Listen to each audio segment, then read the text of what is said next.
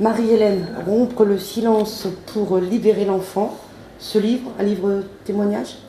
Un livre témoignage. Témoignage des enfants qui l'ont vécu et témoignage de mon propre témoignage pour dénoncer ces gens qui ont agressé les enfants, qui étaient sous la coupole de ma fondation.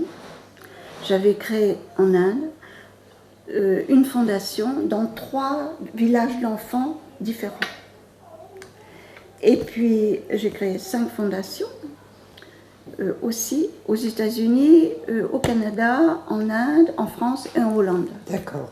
Et tout ça a été anéanti à cause de ce pédophile dont je parle et de ses complices. Rien que le titre déjà donne à réfléchir.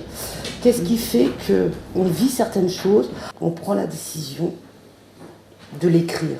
Déjà, j'ai pris d'autres décisions avant. Tout était dans le silence. Tout ce qui m'entourait, c'était du silence. Les enfants n'avaient pas le droit de parler anglais avec moi, puisqu'on parle aussi l'anglais en Inde. Ils avaient le droit juste de parler leur langue de l'État, c'est-à-dire l'Oriya, et ne jamais correspondre avec moi. Alors, ce qui fait que tout, même alors les enfants et les employés, tout était dans le silence. Et un jour, j'ai eu un écho d'une volontaire qui était là, qui avait eu des confidences d'une employée, et cette volontaire est venue me les apporter. Mais sans preuve. D'accord. Et là, j'ai voulu interroger les enfants, parce que c'était tellement gros qu'il fallait avoir la preuve des enfants victimes. D'accord. Et alors j'ai pris les garçons, parce que ce pédophile-là, c'était uniquement les garçons. Je les ai interrogés globalement. Ils étaient 7. Eh bien, tout allait bien avec le professeur, parce qu'il se faisait appeler professeur. Tout allait bien, ceci, cela. Il n'avait rien à reprocher. Mais comme j'avais eu cette information, Ouais. j'ai voulu creuser un peu. Et puis, je les ai pris individuellement. Comme ça, on allait dans le jardin, on allait se promener, et je leur parlais gentiment. Tout allait toujours bien. Alors j'ai dit là, il faut que je bluffe. D'accord. Alors je les ai tous réunis à nouveau, et j'ai dit, bon, écoutez les garçons, j'ai interrogé les uns et les autres, maintenant je sais tout. Mais je veux vous aider, et je veux entendre de votre propre bouche ce qui s'est passé. Réellement. Alors s'il vous plaît, aidez-moi pour pouvoir vous aider. Alors là, il y a eu un moment de silence. Et puis, j'ai senti que ça commençait à se décanter. Ouais. J'ai rien dit, je les ai laissés. Et là, il y en a un qui m'a regardé les yeux dans les yeux. Il dit, écoute Amma, on ne pouvait rien te dire. On était toujours obligés de parler l'Oriya. Et puis, il nous menaçait, le professeur, il nous menaçait de violer nos petits frères devant nous, ou de nous couper les bras et les jambes pour qu'on ressemble à ces mendiants qui sont dans la rue, minables. On avait peur. Et voilà. Ils avaient quel âge? Alors cela, ça avait commencé quand ils avaient 12 ans. Et certains, 11 ans. Mais ils avaient grandi entre-temps. Parce que moi, je n'ai pas su tout de suite. J'ai su que lorsque ça s'est décanté, tout ça.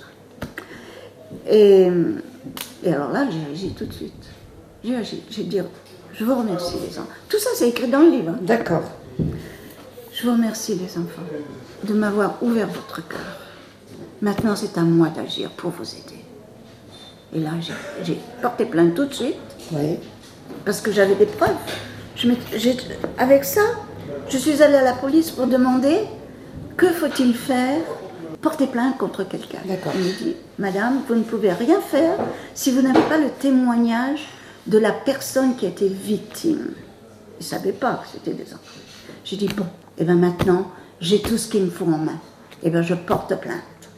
j'ai des témoignages des enfants qui ont vécu des agressions sexuelles, des viols, et puis c'est terminé maintenant. Pourquoi ils n'ont pas parlé? Parce qu'ils avaient peur des menaces qu'on leur faisait croire. Et des fois, ils les mettaient à l'épreuve, ces menaces. Alors, les enfants avaient peur. Et pourquoi ils ont témoigné si tard? C'est parce que je les ai un petit peu forcés à témoigner. Et puis aussi, parce que c'était la même chose, il n'y avait personne pour les aider. Même le chef du village, c'était un complice. Tous les employés étaient des complices. Tous. Et dans les 3 villages que j'ai créés, 3 villages d'enfants. Alors, la petite cerise sur le gâteau, c'est que le professeur Barré-Varage, comme il se nommait là à ce moment-là, il a changé 7 fois de nom à chaque fois qu'il était un petit peu... et il allait ailleurs pour faire la même chose. Alors il y a énormément, des centaines d'enfants qui ont été... Oui, centaines. Vous les avez accompagnés jusqu'au bout, c'est vrai? Ah oui, même encore actuellement. Même actuellement? Oui. Celui qui m'a parlé, là, les yeux dans les yeux, mais il m'envoie des petits emails. Comment va ta santé? Est-ce que tu vas bien? Et puis il me dit, je pense à toi, ton fils. C'est beau. Parce qu'il me considérait tout. Je les avais aidés. J'étais leur mère. Ils m'appelaient Anna. Voilà. Ils connaissent le livre ou pas? Alors, j'ai envoyé un abridge, juste un condensé. D'accord. Condensé de ce qui s'est passé en Inde seulement. Ils vont recevoir le livre entier quand il sera sorti en anglais. Et quand ils se sont livrés, ils ont rompu le silence, ils parlaient un anglais presque parfait, que je pouvais très bien comprendre. Bien sûr. Alors qu'avant, c'était le silence complet. Vous voyez ? En 2014, une de ces enfants, qui était devenue grande, majeure même, elle m'a envoyé un SOS par email, dit « Maman, viens s'il te plaît, le plus vite possible pour nous protéger et nous aider. » Qu'est-ce qu'il y avait? Et par email, par téléphone, parce que là tout de suite j'ai pris le téléphone, elle m'a révélé certaines choses. Tout de suite j'ai pris le premier billet d'avion pour partir. Et j'y suis allée. D'accord. Eh bien, le 14 décembre, j'ai fait arrêter un deuxième pédophile. C'était pédo-hébéphile. Parce que hébéphile, c'est de 11 jusqu'à 14 ans. D'accord. Pédophile, c'est... Voilà. C'est quand même un risque, comment on peut le dire, sortir ce livre. Oui, eh bien, vous le direz que j'ai été bafouée, insultée par énormément de gens. Et je me suis dit, bon, eh bien, la meilleure façon d'arriver à me faire entendre, puisque j'étais seule contre tous, eh bien, c'est de tourner le dos à tous ces gens. D'accord. Et d'écrire un livre. Alors ce livre, je l'avais en mémoire, je l'ai vécu, donc je le sais par cœur. Il a fallu d'abord que j'avale la pilule, tout ce qui se passait. Pas facile. Ensuite, ils ont voulu me mettre en prison.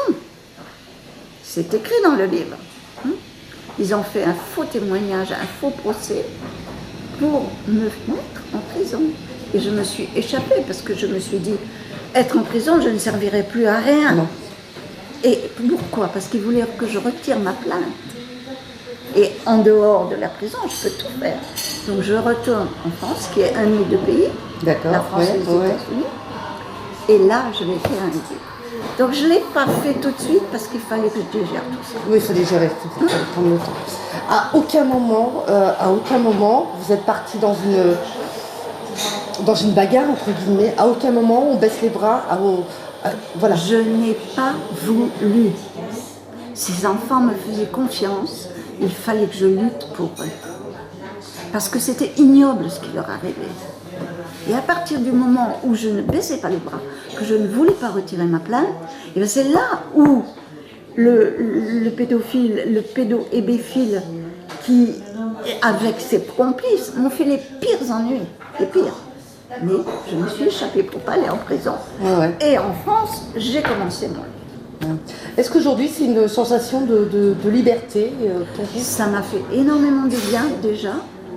J'ai guéri mes plaies, j'ai guéri les plaies des enfants parce qu'ils se sont sentis soutenus.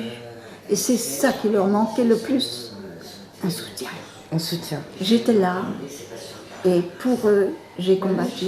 Parce qu'il y a un bébé qui a été abandonné à 12 heures d'existence. Je l'ai recueilli, nous l'avons élevé, je dis nous, parce que tous, on lui a apporté de l'amour, de tout ce qu'il fallait. Et cet enfant, pour cet enfant, qui était symbolique, Oui, en oui, fait, oui, ouais. c'était le symbole de mon combat.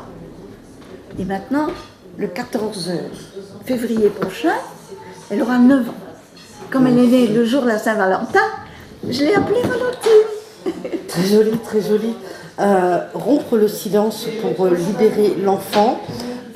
Vous avez créé un site internet. Oui. Pourquoi? Eh bien, pour que ça se sache de Ouais. plus en plus loin. Ouais. Et bientôt, il va y avoir un e-book avec les photos des antagonistes.